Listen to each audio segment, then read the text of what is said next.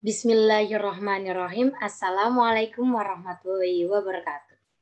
Perkenalkan, nama saya Putri Rasyidatur Rahma dengan NIM 060407289.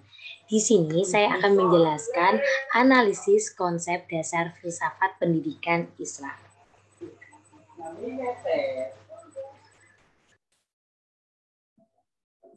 Pengertian filsafat. Secara etimologis, filsafat berasal dari bahasa Yunani, yaitu dari kata philen, mencintai, atau philia, cinta, atau philos, sahabat, kekasih, dan sophia, kebijakan, kearifan.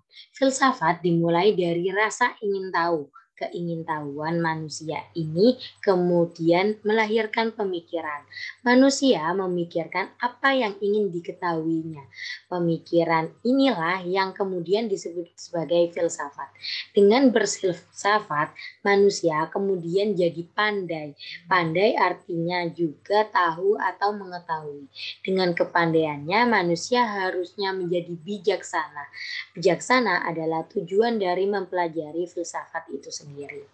Sedangkan secara terminologis, kata filsafat dalam Kamus Besar Bahasa Indonesia berarti pengetahuan dan penyelidikan dengan akal budi mengenai hakikat segala yang ada, sebab, asal, dan hukumnya. Sementara itu, filsafat berarti anggapan, gagasan, dan sikap batin yang paling dasar yang dimiliki oleh orang atau masyarakat. Makna filsafat menurut para ahli. Menurut Plato, filsafat adalah pengetahuan tentang segala yang ada. Menurut Aristoteles, filsafat adalah aktivitas atau kegiatan untuk menyelidiki sebab dan azas segala benda atau segala sesuatu. Yang ketiga, menurut Al-Farabi, filsafat adalah pengetahuan tentang alam mewujud untuk mengetahui keberadaan yang sesungguhnya. Berdasarkan definisi yang diungkap para ahli di atas, jelas bahwa filsafat adalah upaya untuk menyelidiki segala sesuatu yang ada untuk mendapatkan pengetahuan yang sebenarnya atau asli. Makna ada sendiri, ada realistis, pemikiran, dan kemungkinan. Ruang lingkup atau objek filsafat, yaitu ada ketuhanan, alam, dan manusia. Ciri berpikir filsafat. Cara berpikir filsafat ini ada 5, yaitu berpikir secara radikal. Berpikir secara radikal ini yaitu berpikir secara mendalam. Kedua, ada sistematis. Berpikir secara sistematis yaitu berpikir secara runtut. Yang ketiga, ada berpikir secara universal, yaitu berpikiran tentang kebenaran yang diungkap yang bersifat umum. Yang keempat, bersifat rasional. Berpikir bersifat rasional, yaitu berpikir berdasarkan kaidah yang baik dan benar. Yang terakhir, yang kelima, yaitu komprehensif, yaitu berpikir tidak dalam satu sudut pandang, tapi dengan berbagai sudut pandang. Lah, makna pendidikan Islam sendiri yaitu pendidikan Islam dikenal dengan berbagai istilah, yaitu ada tarbiyah, taklim, takdib, riyadhah, takdris, dan lain sebagainya. Kesemuanya itu mengacu pada semua dimensi tujuan pendidikan, baik kognitif, afektif, dan psikomotorik. Pendidikan Islam menurut para ahli, menurut Hasan Langgung, adalah pendidikan Islam sebagai suatu proses penyiapan generasi muda untuk menggigih peranan, memindahkan pengetahuan dan nilai-nilai Islam yang diselaraskan dengan fungsi manusia untuk beramal di dunia dan memetik hasilnya di akhirat. Yang kedua, menurut Ahmad di Malemba, pendidikan Islam adalah bimbingan jasmani dan rohani menuju kepada Tuhan, kepada terbentuknya kepribadian menurut ajaran Islam. Yang ketiga, menurut Syekh Muhammad Naqub atas, pendidikan adalah proses penamaan suatu ke dalam diri manusia.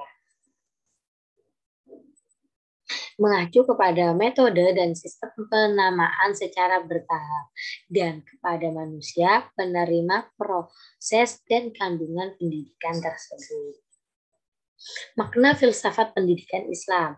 Berdasarkan uraian sebelumnya tentang pengertian filsafat pendidikan Islam, dapat ditarik kesimpulan bahwa filsafat pendidikan Islam atau FPI adalah studi atau kajian secara filosofis masalah-masalah pendidikan yang dilihat dari sudut pandang ajaran Islam, yaitu Al-Quran, Al-Sunnah, dan Al-Jihad para pemikir Muslim. Nah, ruang lingkup filsafat pendidikan Islam sendiri dibagi menjadi dua, yaitu secara makro dan mikro. Secara makro yaitu segala yang ada yang berhubungan dengan Tuhan, kemanusiaan, dan alam. Yang kedua secara mikro, yaitu ada pendidikan, murid atau anak didik, materi pendidikan, pendidik, lembaga pendidik, metode, lingkungan, evaluasi, tujuan pendidikan itu sendiri.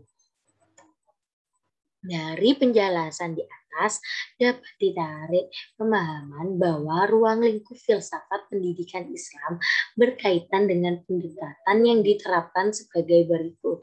Ada tiga, yaitu ontologi ilmu pendidikan yang membahas hakikat, substansi, dan pola organisasi ilmu pendidikan Islam. Yang kedua, epistemologi ilmu pendidikan yang membahas hakikat objek formal dan materi ilmu pendidikan Islam. Yang ketiga, ada metodologi ilmu pendidikan yang membahas hakikat, cara-cara kerja dalam menyusun ilmu pendidikan Islam. Yang keempat, aksiologi ilmu pendidikan yang membahas hakikat, nilai, kegunaan teoritis, dan praktis ilmu pendidikan Islam. Apa sih manfaat mempelajari filsafat pendidikan Islam ini? Ya, manfaatnya yaitu memberi bagi perancang pendidik untuk merumuskan pendidikan secara komprehensif. Pribadi Muslim yang cerdas, terampil, berakhlak, dan taat pada Allah Subhanahu wa Ta'ala. Yang kedua, filsafat pendidikan Islam merupakan asas bagi upaya menentukan berbagai kebijakan pendidikan. Yang ketiga, filsafat pendidikan dapat dijadikan asas bagi upaya menilai keberhasilan pendidikan. Yang keempat, filsafat pendidikan dapat dijadikan sandaran intelektual bagi mereka yang berkecimpung dalam dunia praktis pendidikan. Sandaran ini digunakan sebagai bimbingan di tengah-tengah maraknya berbagai aliran dan sistem pendidikan yang ada. Yang terakhir, filsafat pendidikan Islam dapat dijadikan dasar bagi upaya pemberian pemikiran pendidikan dalam hubungan dengan masalah spiritual, kebudayaan, sosial, ekonomi, dan politik. Sekian yang bisa saya sampaikan tentang analisis konsep dasar filsafat pendidikan Islam. Jika ada kurang lebihnya mohon dimaafkan. Wabillahi taufiq wal hidayah wa ridho wal inayah. Wassalamualaikum warahmatullahi wabarakatuh.